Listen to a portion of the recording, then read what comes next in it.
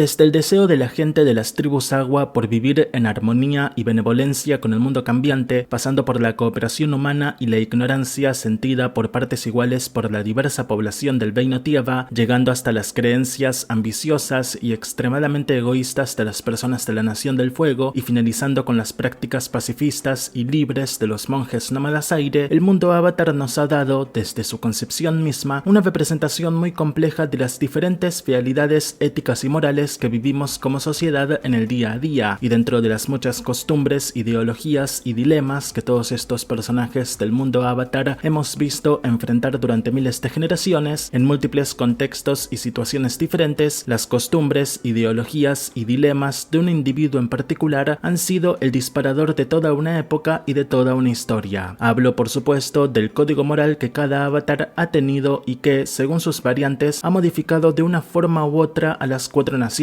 En este video los invito a que exploremos juntos las muchas variables que ha habido entre el código moral de cada avatar y que han hecho que este universo sea tan distinto como parecido en sí mismo, dándonos historias, personajes y sobre todo lecciones que recordamos y continuaremos recordando posiblemente por el resto de nuestras vidas. Muy buenas a todos, mi nombre es Nico y sean bienvenidos a un nuevo video de Legado Avatar. Como siempre los invito a aprovechar estos segundos para dejarles su me gusta al video y suscribirse al canal si aún no están suscritos. Y ahora sí, ya sin nada más que decir, podemos comenzar. La moral en Avatar. Antes de adentrarnos en cómo funciona el código moral de cada avatar, es importante entender que el código moral no define si una persona es buena o mala, sino que nos habla del pensamiento que una persona tiene del bien y el mal dentro de una sociedad en concreto. El bien y el mal, como ya podremos saber todos, no está estrictamente definido por nadie ni nada. Obviamente, si nos metemos en libros sobre política, religión o filosofía, nos encontraremos que ciertos individuos a lo largo de la historia han definido lo que está bien y lo que está mal, pero en sí, la moral no consiste en separar a las personas en buenas y en malas, sino en delimitar qué personas están dispuestas a vivir de una cierta manera y qué personas no. Las personas que coinciden en vivir de una manera específica se unen en una sociedad, mientras que las personas que eligen vivir de otra manera se unen en otra sociedad, y cada una de estas sociedades vive separada de la otra. Como en el mundo Avatar tenemos el ejemplo de un grupo de norteños estando en desacuerdo con las leyes de la tribu Agua del Norte, lo que los llevó a irse del Polo Norte y establecerse en el Polo Sur, fundando así la tribu Agua del Sur. Si bien la moralidad, cultural y el estilo de vida de estas dos tribus se mantuvo mayormente idéntica, debido a que históricamente han estado más tiempo juntos que separados, hay pequeños detalles que las diferencian, sobre todo en lo que tiene que ver con la política y el trato a sus mujeres. En Avatar, los principales exponentes de la moral son, por las tribus Agua, la moral tiene que ver con elegir un tipo de vida que entre en simbiosis con la naturaleza y la espiritualidad, pero igualmente con sus comunidades, sirviendo el propósito de efectuar progresos que hagan que todos puedan vivir mejor bajo un cierto marco de leyes y tradiciones. En el Reino Tierra, la moral está más relacionada al cómo te comportas dentro de una sociedad mucho más estructurada y limitada, teniendo mucho que ver el cómo te muestras a ti mismo ante el mundo, tanto en la forma de vestir y en lo que haces de tu vida para salir adelante. En la Nación del Fuego, la moral está estrictamente conectada al comportamiento de sus ciudadanos, con el honor siendo el principal baluarte de uno mismo que se defiende incluso con la vida. En este país, saber quién eres y cuál es tu posición es lo más importante si quieres sobrevivir. Y por último, en la Nación del Aire, la moral es un concepto más conectado a la liberación de cada individuo, con cada monje pudiendo llegar a ser lo que más sienta que debe ser, pero igualmente hay ciertas estructuras, presentes más que nada en los templos aire, donde los monjes deben seguir ciertas directrices y formas de vida o de lo contrario pueden terminar exiliados, con los ejemplos abundando en el canon. Es importante entender cómo es la moral de cada una de las 4 naciones originales porque el avatar, el hombre o mujer destinado a defender al mundo entero y preservar la paz y el equilibrio, nace y se cría bajo una de estas 4 formas y a lo largo de su vida debe aprender a distanciarse de esa crianza para poder servir a todos por igual. A veces lo logra y a veces no. El código moral de Wan. Podemos comenzar ahora sí a hablar de la moral de cada avatar, y no puedo no comenzar con otro que no sea el primer avatar de la historia, Wan. A decir verdad, no quiero tardarme mucho con Wan, tanto porque técnicamente no lo vimos enfrentarse a muchos dilemas personales, por obviamente el corto tiempo que tuvimos de su historia, pero sí que me parece importante tenerlo en cuenta en este video porque con Wan nos encontramos con el dilema moral original de todo avatar. A Wan lo vemos vemos al principio como un joven campesino que, así como sus compañeros, vive sometido al régimen de una familia poderosa en el León Tortuga de Fuego, por lo que lo vemos enfrentarse a la tiranía de los Chou y cómo busca liberarse a sí mismo y a sus amigos al obtener el mítico poder del Fuego Control, que hasta ese entonces solo se permitía se use por fuera del León Tortuga en el que vivían. Con Wan vemos la historia de un joven muy humilde y compasivo con los demás que se edifica a sí mismo como un héroe, asentando por primera vez la ley de que el avatar debe buscar el balance y la armonía entre los humanos y los espíritus, por más que eso signifique sacrificar toda su vida en ello, algo que todas sus vidas siguientes harían una y otra vez. Con Wan también vimos que toda acción tiene su consecuencia. En su caso, liberó a Batu de Rava y eso casi destruye al mundo, pero él llegó a resolver el problema y eso es algo con lo que los futuros avatares lidiarían con gran dificultad. El hecho de que por cada error que se comete, alguien o algo sale herido y es su deber, como el que lo causó anteriormente, resolverlo. Como dije, su código moral no es tan complejo porque solo vemos unos pocos minutos de su vida entera, pero es la lucha que desató, intensificó y finalmente concluyó Wan lo que le dio sentido a todos los problemas y soluciones del futuro, así que no podía no contarlo como la piedra base de este universo. El código moral de Seto. Y si bien tengo, como bien podrán entender, muchas ganas de ya hablar de la moral de Yansheng,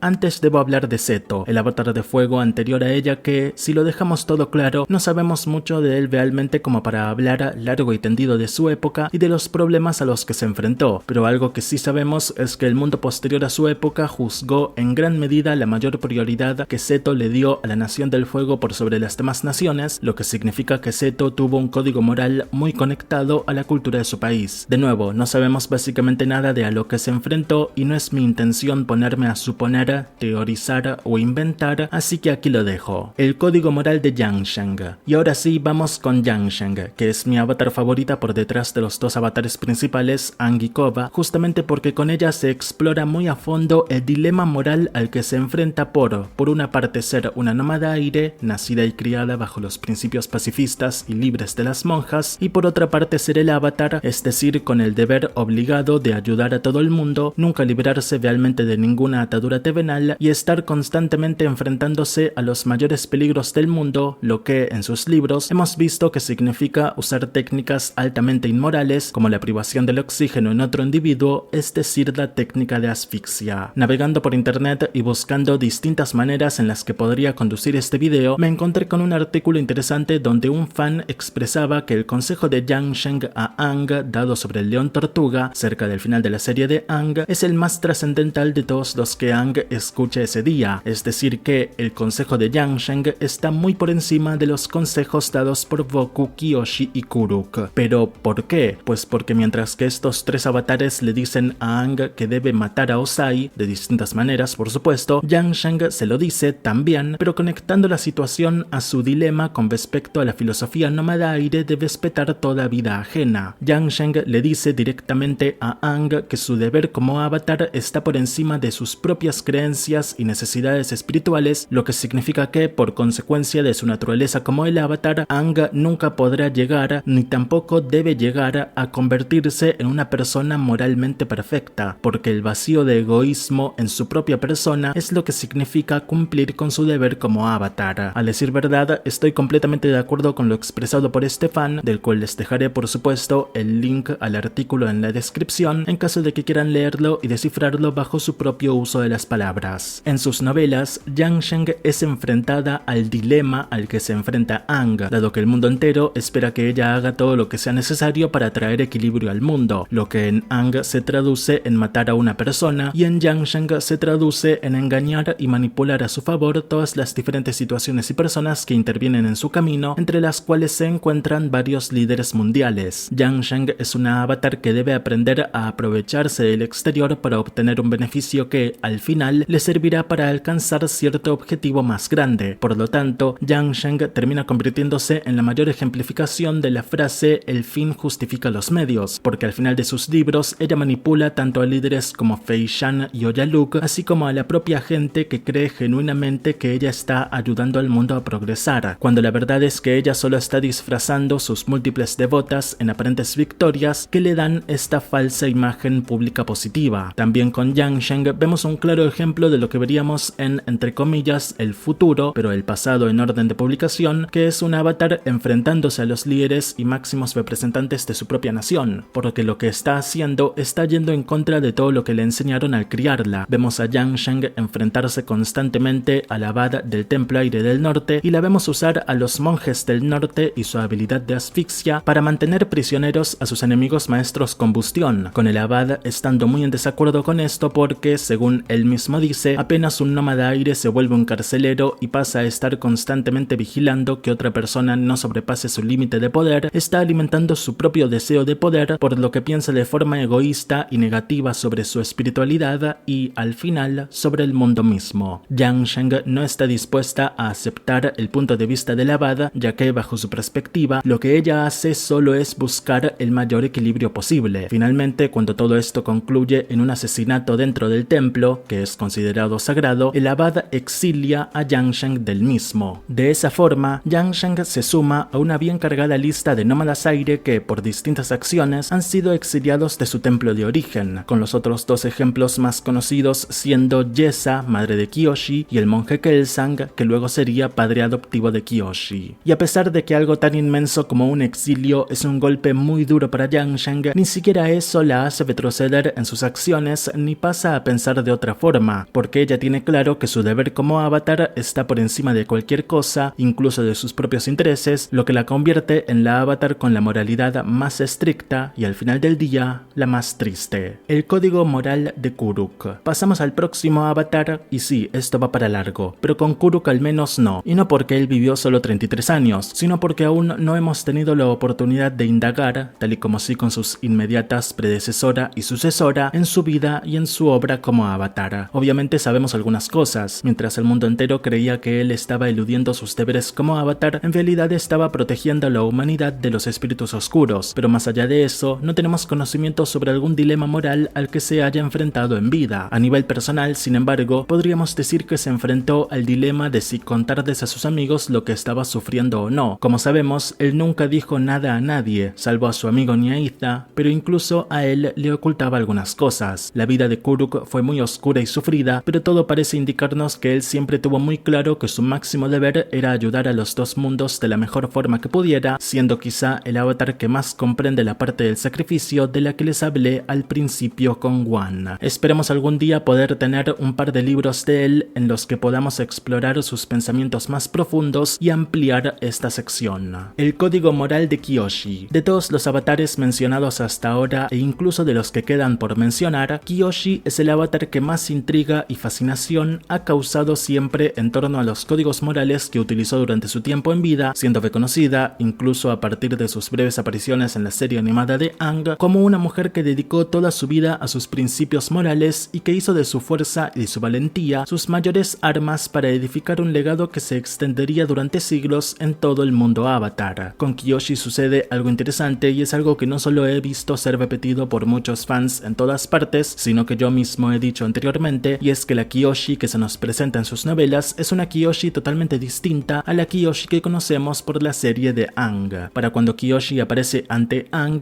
ella ya ha vivido sus 230 años y está en un carácter de avatar legendario, que ayudó a que el mundo sea limpiado de sus impurezas, es decir, la gente malvada, para así poder prosperar. Todo lo que hizo, entre lo que podemos incluir indirectamente matar a Qin el Conquistador, lo hizo con la decisión totalmente tomada de que su deber ante el mundo era más importante que cualquier deseo personal de ser moralmente buena, porque como dije al principio, la moralidad de un avatar va más allá de ser bueno o malo. Se trata de distinguir que el bien y el mal no son polos opuestos y que los métodos que uno puede usar para cumplir con su deber no son ni mejores ni peores, sino que todo lo que hacen es con un único objetivo, lograr la paz en el mundo, y no se detienen, específicamente Kiyoshi y Yang Sheng, ante las nimiedades presentadas por la moralidad. En sus libros, y si bien muchos fans, entre los que vuelvo a decir yo mismo me incluí en algún momento, sostienen que Kiyoshi es demasiado sensible y débil para lo que necesita, debe o incluso quiere hacer para que el mundo mejore, lo que vemos en verdad de ella es que sí, ella siente mucho dolor y angustia por tener que modificar el destino del mundo según las decisiones que ella misma tome, pero ese dolor o ansiedad no la detienen de hacer lo que tiene que hacer, como cuando sabe que la única forma en la que podrá detener para siempre a Xu Ping An o a Jun es si los mata, y lo hace, con dolor, con angustia, sí, pero al final lo hace y su vida continúa tras cada uno de esos asesinatos. Con Kiyoshi, sin embargo, pasa algo opuesto a lo que pasa con Yang, quien cada vez que se enfrenta a la necesidad de usar la violencia para detener a un enemigo, se enfrenta al dilema de ir en contra de lo aprendido por los nómadas aire, y es que Kiyoshi es un avatar del Veinotiewa, una nación que, como dije al principio, puede ser tan cooperativa como egoísta, ya que es el país más grande y por lo tanto el más diverso del mundo, por lo que en cualquier extremo del gran continente te puedes llegar a encontrar todo tipo de personas, a diferencia de si vas a un templo aire ubicado en una sola montaña o a una tribu agua que, como mucho, son pequeñas tribus de por lo menos 10 iglúes o tiendas por cada una, y donde, por lo tanto, el sentido de uniformidad moral se siente mucho más. La propia Kiyoshi se enfrentó a lo largo de su vida, y como aprendimos luego con el primer libro de su sucesor inmediato, al hecho de haberse acostumbrado tanto a matar a todos sus enemigos que ella ya lo veía como algo normal y que no debía siquiera entrar a debate, por más que matar por matar le terminara trayendo consecuencias sobre la mesa, como que el hijo de un criminal al que mató en el pasado se volvió criminal solo con el objetivo de llamar su atención y vengarse de ella, cosa que finalmente no logró. Claro, Kiyoshi simplemente lo mató como había matado a su padre, demostrando una falta absoluta de cualquier tipo de brújula moral, es decir, una falta total de sentimientos, que es lo que sí tenía la Kiyoshi joven. Como dije al principio, el código moral no solo se basa en entender que el bien y el mal no son dos extremos opuestos, sino que también se deja influir mucho por las costumbres y la cultura de cada nación. En el caso de Yang Sheng, sus compatriotas nómadas aire la invitaban a ser más ajena a las preocupaciones mundanas, algo que Yang Sheng veía imposible de hacer, y en el caso de Kiyoshi, con ella nos encontramos en una situación muy especial porque ella no fue criada por una sola forma, sino por dos. En sus primeros años tuvo el amor y la atención de sus padres, pero un día de pronto estos desaparecieron de su vida, dejándola al cuidado de un pueblo que la dejó a un lado apenas pudieron, lo que llevó a Kiyoshi a crecer en las calles con hambre y frío. Así, Kiyoshi aprendió de forma directa sobre la crueldad y la injusticia más puras, pero entonces alguien, el monje Kelsang, la abrigó en sus brazos y la llevó a vivir con el apenas descubierto falso avatar Jun, por lo que Kiyoshi pudo hacer amigos y sentirse verdaderamente protegida y querida de nuevo, solo para, al final, todo esto destruirse ante su verdadera identidad como el avatar, por lo que Kiyoshi estuvo constantemente, en sus primeros 16 años de vida, lo cual es relativamente poco tiempo contando los 214 más que viviría, experimentando de primera mano tanto el deseo más puro de cooperación y empatía de la gente del Veinotiewa, especialmente a través de Jun, así como los deseos más egoístas y crueles con toda la gente de Yokoya y finalmente Jiansu. Todo esto hizo que, en el futuro, Kiyoshi tuviera bien claro qué tan ambigua podía ser la moralidad de su nación de origen, lo que la llevó a poder sortear con éxito diferentes situaciones donde todo tipo de conflictos surgían. Pero hay un gran fallo en la vida de Kiyoshi del que poco se habla y que hoy, en este video, encuentro el espacio perfecto para incluirlo. Volviendo al principio, el Veinotiewa basa su código moral en la estructura social que lleva teniendo durante varios siglos y milenios. La monarquía y la diferencia de clases sociales es algo tan inherente al Veinotiewa y a Ba Sing Se como la sangre y los huesos lo son al cuerpo humano, y en el caso de Kiyoshi, la vemos enfrentarse a todo esto especialmente con el levantamiento campesino en contra del Veinotiewa número 46, que, según lo poco que sabemos, no era el monarca más justo del mundo y tampoco el más benevolente, ya que cuando convocó a Kiyoshi al palacio, lo que este hombre tan privilegiado le pidió a la legendaria figura fue que simplemente aplastase la rebelión de sus ciudadanos como si eso fuera a resolver el asunto. Como bien sabemos, Kiyoshi se negó a esto y aquí es donde quizá ella se equivocó a lo grande, ya que en este momento su principal deber era mantener el equilibrio, por lo que buscó que la monarquía, una institución históricamente privilegiada y que estaba por encima de cualquier ley y de cualquier ciudadano común, se adecúe de forma inmediata a las necesidades del pueblo. Si bien en el episodio web en el cual vemos este levantamiento no se especifica, se sabe por el juego de roleplay que después de que Kiyoshi se negara a aplastar a los revolucionarios, ella obligó al monarca a establecer una constitución para el país. Es decir, Kiyoshi transformó al Veinotiewa de una monarquía absoluta a una monarquía constitucional, un paso enorme si lo pensamos, pero que se vio afectada por algo que la propia Kiyoshi haría de forma inmediata: crear a los agentes Daily. Ahora bien, obviamente Kiyoshi no pretendía que los Daily se convirtieran en lo que bien sabemos de ellos, pero al mismo tiempo podemos juzgar abiertamente a Kiyoshi por detener una rebelión en contra de un tiránico monarca y a su vez que envía a todos los campesinos a casa con la promesa de que las cosas mejorarán, crea una nueva fuerza de seguridad al servicio del Estado, y no solo eso, sino que ella misma, como el avatar todopoderoso que es, los entrena bajo técnicas de sigilo y dominio elemental que sus peores enemigos, Jianzu y Yun, habían dominado antes. ¿Y por qué Kiyoshi hizo esto? Pues porque su código moral se lo indicó como lo correcto a hacer, porque Kiyoshi, si bien deseaba la mejoría del pueblo común, por ella misma haber sido en el pasado una niña abandonada en las calles, era, a pesar de todo, una ferviente defensora del sistema monárquico del Reino Tierra, porque su deber como avatar le indicaba que así es como las cosas debían ser. En Kiyoshi no entraba la concepción de quedarse de brazos cruzados mientras el pueblo entraba al palacio y ejecutaba al monarca, apropiándose de todo y fundando, por ejemplo, una república. Esto es algo que veremos replicado de nuevo con Koba, pero no nos adelantemos. Para ya ir terminando con Kiyoshi, lo que podemos suponer y entender es que ella estuvo totalmente dirigida por sus convicciones más internas a detener la amenaza en contra del tiránico monarca, y no solo mantenerlo, sino que incluso reforzar su posición en el poder, porque como avatar eso es lo que debía hacer. Como el avatar, ella no podía interferir y establecer un nuevo sistema, un nuevo código moral que el país entero tuviera que seguir. Ella era una simple herramienta para mantener la paz, tal y como Yang Sheng antes que ella, aunque Yang Sheng sí que se la jugaba más y justamente manipulaba a líderes como Fei Shan para lograr todo lo que ella creía justo para los pueblos más sufridos bajo su reinado, pero en general ambas mujeres fueron ejemplos claros de que el avatar, al final del día, sigue con sus decisiones y acciones lo marcado por anterioridad y a lo que el mundo avatar ya está bien acostumbrado, por más que esto pueda terminar siendo negativo. Esto finalmente coincide con la naturaleza de Kiyoshi como un avatar de tierra, el elemento más sólido y firme que pocas veces se mueve y se modifica y que por lo tanto está más negado al cambio. El código moral de Boku. Pasamos al código moral del avatar sucesor de Kiyoshi y nos toca hablar quizá del que, según el público general, fue el avatar más tibio de la historia conocida, pero ¿le podemos atribuir realmente esa calificación? El código moral del avatar Boku es plenamente explorado en el episodio El avatar y el señor del fuego, y su principal exponente llega cuando el avatar de fuego debe decidir si matar a su viejo amigo Sosin por instalar colonias de la Nación del Fuego en el Reino Tierra o simplemente se lo deja pasar. De acuerdo a la mayoría del público, se cree que Boku se lo dejó pasar, y técnicamente sí, porque Sosin pudo seguir teniendo sus colonias en el extranjero, pero durante el resto de la vida del avatar no pudo seguir con sus ideas expansionistas, sino que tuvo que esperar a que este oportunamente muriese indirectamente por su culpa en un desastre natural. Ahora, ¿qué podemos concluir de todo esto? ¿Queda bien llamar a Boku tibio? En primer lugar, lo que se suele ignorar de él es que, en personalidad, era un pacifista, tal y como lo sería su sucesor inmediato. A Boku no le gustaba usar la fuerza de forma opresiva, sino que solo lo veíamos ejercerla en defensa propia y, por supuesto, al defender a personas inocentes. El avatar Boku es uno de los avatares más poderosos de la historia, pero este no es un video para defender si era fuerte, sabio o lo que sea. Vamos a explorar un poco qué es lo que lo motivaba a ser de la forma que era. Pueden suponer que, exacto, su código moral. El código moral de Boku es uno de los más fascinantes de entre todos los avatares, y no es un código moral tibio, ya que, al ser un pacifista, él está haciendo exactamente lo opuesto a lo que se esperaba de él. Como un avatar de fuego, sería normal de él esperar que sea muy agresivo y directo, tal y como en la serie animada original nos enseñan que es el estilo de los maestros fuego, pero debemos tener en cuenta que tanto él como el propio Sosin aprendieron la forma original del fuego control, que consiste en una mayor diversión y ligereza en sus movimientos, y que supone una estructura mucho más amigable, confiable y libre. Todo esto luego se cambiaría, pero esa ya no sería la Nación del Fuego en la que el joven avatar se habría criado. Luego en su libro descubriríamos que no fue todo tan lindo como nos lo demuestran esos flashbacks, que Boku tenía un padre que prácticamente no reconocía su existencia y que había sufrido la trágica pérdida de su hermano gemelo Yasu, pero todo esto le permitió, al entrenar aire control, liberar su espíritu y sus emociones como nunca antes había podido hacerlo, más allá de cuando entrenaba con Sosin. Es por eso que Boku creció y se formó de una forma tan diferente a todos los demás ciudadanos de la Nación del Fuego, porque él tuvo la conciencia siempre despierta de que no tenía enemigos, sino oponentes, y que podía confiar en sus pares, si bien, como obviamente descubriría al momento de morir, en verdad no. Boku fue quizá el avatar que mejor desligó su espíritu de cualquier nación, pero justamente por eso, por no tener tan presente en su cabeza los códigos morales y sociales de la Nación del Fuego, que poco a poco se iban volviendo cada vez más egocéntricos, despiadados y crueles, es que terminó siendo su mayor debilidad. Sin embargo, yo al menos creo que considerar su respeto por su vieja amistad con Sosin y no matarlo no es una debilidad. Nunca me van a convencer de de que él tuvo la culpa de todo lo que sucedió después. Pero bueno, Goku no es el primero ni será el último avatar en ser injustamente culpado por errores externos que produjeron tragedias. El código moral de Aang. Y llegamos a uno de los avatares más complejos y mejor explorados que tenemos hasta ahora, nuestro querido y original avatar Aang. El dilema de Aang es bien conocido por todos y ya lo mencioné antes. Sus deberes como avatar entraron en conflicto con sus creencias como nómada aire, no solo contra Ozai, sino luego en los cómics como La Brecha. Algo en lo que quizá falla la serie, y sí sé que aquí puede que me esté metiendo en problemas yo solo, es en cómo Aang está totalmente en contra de terminar con la vida de Ozai y dice cosas como nunca he usado la violencia de forma agresiva solo para defenderme, cuando bien sabemos que esa pobre avispa del desierto terminó prácticamente partida al medio por su culpa, pero creo al mismo tiempo que esa es la esencia más pura del personaje, el cómo a lo largo de la serie lo vemos tener estas explosiones de ira donde destruye todo a su alrededor, no por su propia voluntad, sino por todas las emociones que acumula para sí mismo, y esto es curioso si consideramos que el código moral de los monjes no invita a ocultar tus sentimientos, y Aang sin dudas no lo hacía, pero todo cambia cuando le dicen que es el avatar y lo vemos hacer cosas como tirarse en su cama a llorar o en últimas instancias escapar. El código moral tradicional de los nómadas aire invita a los maestros aire a desentenderse de las preocupaciones mundanas y buscar la iluminación personal, pero Aang es eliminado de ese posible selecto grupo porque tiene que cumplir con un deber más importante, que él no pidió, pero que le tocó y del cual debe hacerse cargo sin ninguna otra opción más que esa. Prácticamente de la noche a la mañana, a Aang se le quitan de encima todos los principios con los que fue criado, pero después, cuando resulta ser el último sobreviviente de su pueblo, Aang se siente obligado a recuperar estos principios morales y elevarlos para mantenerlos vigentes en el mundo, ya que como el avatar, él debe mantener el equilibrio y no puede haber equilibrio si una de las 4 naciones originales está totalmente eliminada y olvidada. Su dilema personal es, me atrevo a decir, uno de los más difíciles de toda la franquicia, quizá el más difícil de todos, y si bien algunos pueden decir que la solución dada por el león tortuga aparecido de la nada es bastante conveniente y es un pensamiento bastante válido, la clave del viaje de Aang nunca fue decidir si matar o no a una persona, sino hacerse amigo de la idea que representa el propio título de la serie, que él es, sin lugar a dudas y sin posibilidad de solución, el último maestro aire, y como tal, su moralidad, que debe estar destinada como el avatar que es a ser imperfecta, debe, de cierta manera, sí lograr ser perfecta, pues más tarde debe transmitirle todo de sí a su hijo y este a los suyos. Esto no le evitó cometer errores, por supuesto, pero porque Aang también era un ser humano. Lo bueno al final, claro, es que el universo parece haber recompensado todo el esfuerzo de Aang con el regreso de los maestros aire, y es que sin un hombre como Tenzin liderándolos, quien a su vez dio forma a Jinora, la próxima gran líder de la nueva nación del aire, entonces no habría servido de nada que el mundo vuelva a tener maestros aire, por lo que Aang sí que logró lo imposible,